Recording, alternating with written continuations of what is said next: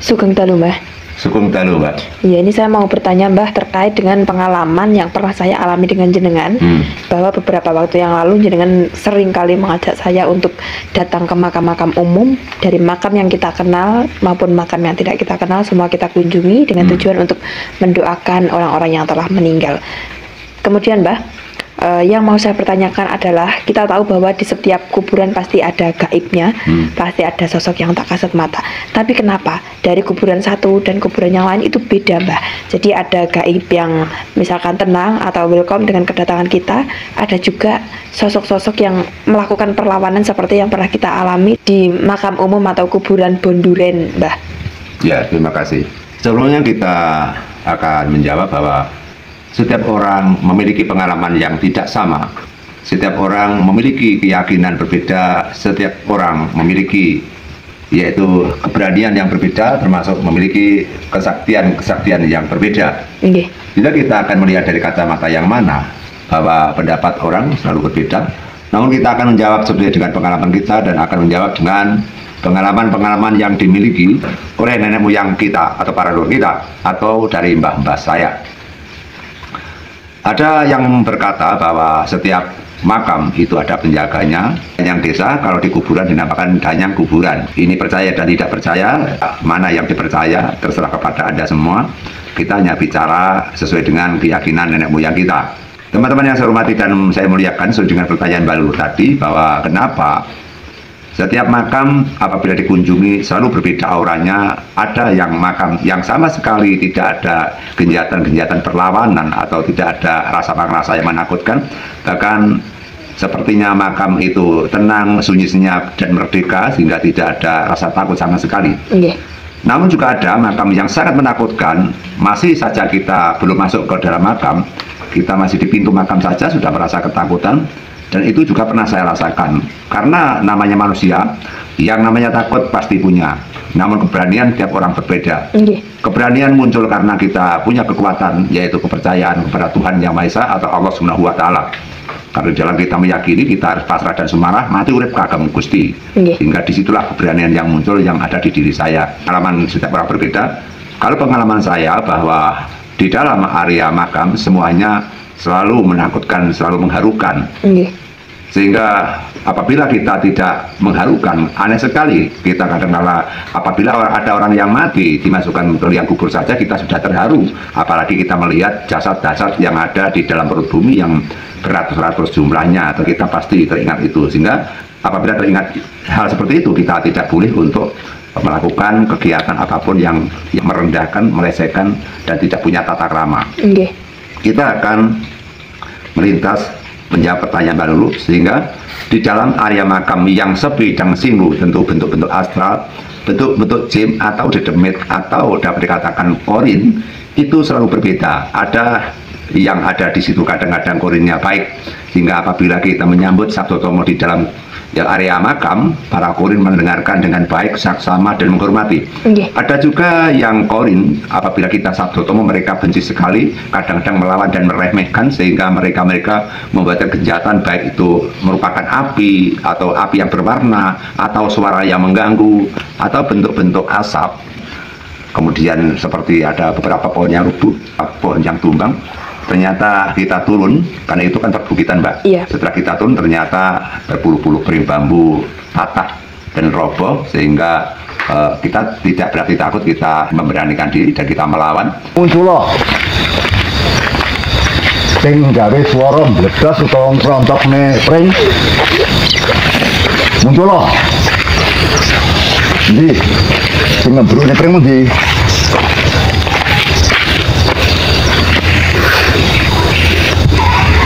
Wis rupane apa ya? Sing manggon ning ndi? Pada saat kita melawan, namun mereka ketakutan. Jika mereka mengejek kita, merendahkan kita, disitulah letak kemarahan saya, sehingga saya marah-marah sekali. Yang ternyata saya tantang pun mereka juga tidak mau muncul dan saya anggap sudah selesai. Setelah kita pulang ternyata masih membuat onar lagi. Mereka merobohkan bambu satu dan tetap saya tantang lagi. Saya nanti beberapa menit, ternyata mereka juga tidak mau muncul. Teman-teman, ini adalah bukti bahwa sosok Gendruwo tadi merobohkan bambu, dan ini roboh setelah saat kita selesai merekam Bang ya? Iya. Kenapa kok nggak mau muncul di saat tadi di saat Mbah Kendil? Pengen mana memuncul saiki. Oke, ini masih kita tunggu. Oh. Jadi jangan kok di belakang kamera kalau memang sakti ya nggak apa-apa sini masuk di syutingan. Ya, teman-teman, ini loh bukti nyata genderuwo ngebruni pring yang saya bilang tadi membuatkan suara meletus tadi ternyata genderuwo. Iya. Tadi di sana sudah saya gebrak, dia tidak muncul. Sekarang pun saya juga tak takut. Iya. Muncul kan? Tadi kita awalnya masuk ke makam lewat sini Bang ya? Iya. Jadi teman-teman pasti tahu bahwa tidak ada bambu yang malang seperti ini. Bahkan ketika Mbah Kendil menantang itu masih belum ada. Tapi setelah kita selesai menutup syutingan, kok langsung merobohkan seperti ini maksudnya apa? Udah, ini perbuatan kecil ini. Oke. Karena dia nggak mau menampakkan diri gitu loh. Nggih. Dia berani cegah nih gini. Ini. Saya buktikan. Kan nanti, ayo muncul. Jika kesimpulannya memang setiap makam berbeda, makam satu dan makam yang lain berbeda, ada juga astral yang baik, ada juga astral yang buruk, sehingga ada juga makam yang sama sekali tidak ada kenyataan. Dimungkinkan bahwa bentuk-bentuk astral yang ada di situ mereka baik sekali dan mereka tidak mengganggu kita. Okay. Karena pada dasarnya saat kita ke makam itu hanyalah satu, kita introspeksi diri, kita tahu bahwa suatu zaman nanti kita akan menyusul seperti mereka-mereka yang sudah meninggal, hingga kita datang ke makam itu untuk membaca hati agar kita ini tidak sombong, agar kita itu tahu bahwa kapan nanti kita pasti akan mati seperti dia, sehingga kita akan lebih menjadi orang yang baik. Dan kita selalu bertakwa dan takut kepada Tuhan, atau takut kepada larangan-larangan Tuhan, atau larangan-larangan Allah. Sehingga di dalam kesimpulannya tentang makam itu memang kelihatan sunyi dan sakral, karena yang ada di situ banyak sekali kekuatan-kekuatan gaib yang mana tidak semua orang bisa melihat dan tidak semua orang bisa menonton dan menyaksikan, sehingga tergantung kepada orangnya, perasaannya atau kekuatan ilmu batinnya. Yang jelas apabila kita ke dalam makam hanyalah kita mendoakan kepada leluhur kita atau semua orang yang telah meninggal bertujuan baik, walaupun pada dasarnya kita bertujuan baik, namun juga mendapatkan tantangan-tantangan dan perlawanan daripada astral yang ada di situ, atau korin-korin yang ada di situ, atau bangsa dedebit yang ada di situ. Teman-teman yang saya hormati, saya muliakan, yang paling penting adalah kita hendaknya untuk mengukur kepada kehidupan kita, walaupun kita bekerja, walaupun kita bersenang-senang, kita tetap tahu bahwa suatu zaman nanti kita akan meninggal dunia. Dipastikan kita akan dipanggil Sang Pencipta Alam. Jika kita main ke makam, atau kita bercengkrama di makam, atau kita mengunjungi makam, setidaknya hanya kita untuk introspeksi diri agar kita itu tidak menjadi orang yang sombong dan akan tahu bahwa kita akan mati. Tentu apabila kita takut kepada mati, kita akan takut kepada larangan-larangan Tuhan, yang mana Tuhan yang namanya takwa adalah menjalankan perintahnya Tuhan dan meninggalkan segala larangannya. Sehingga bagi saya, apabila kita ke makam untuk menghindari kesombongan, untuk menghindari perilaku kita agar tidak menjadikan orang yang jahat, hanya itu Pak yang saya sampaikan. Iya, ya teman-teman, jadi itulah jawaban dari Mbah Kendil Jopo Montro. Sekaligus kita juga menonton bagaimana pengalaman Mbah Kendil di makam, yang mana banyak sekali astral-astral atau jin-jin yang mengganggu pada saat itu.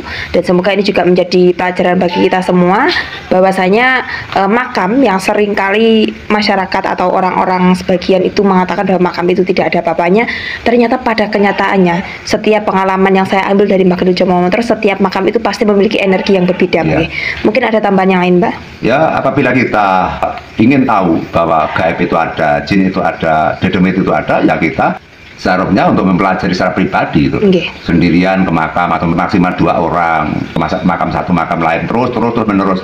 Mungkin satu makam tidak ada apa-apanya, 10 makam tidak ada apa-apanya, 30 makam insya Allah akan bertemu apa yang diharapkan. Jika kita dulunya juga tidak percaya, namun setelah kita mengadakan pendekatan tentang makam, kemudian kita mempelajari tentang makam, akhirnya kekuatan makam juga akan menunjukkan, yaitu eksistensinya, mereka menunjukkan kekuatannya, kadang mereka menghantui baik berupa suara atau wujudan, bayangan dan lain-lain. Disitulah kita bisa menyimpulkan bahwa makam itu ternyata sakral. Kita tetap menghargai karena nenek moyang kita, keluarga kita akan ditanam di dalam makam kuburan, hingga apabila kita melecehkan makam itu salah, karena masa depan kita yang mana menanti akan dikebumikan di makam itu. Terima kasih. Ya teman-teman, semoga video ini bermanfaat. Wassalamualaikum warahmatullahi wabarakatuh. Waalaikumsalam warahmatullahi wabarakatuh. Sugeng Rayu, amin ya rabbal alamin.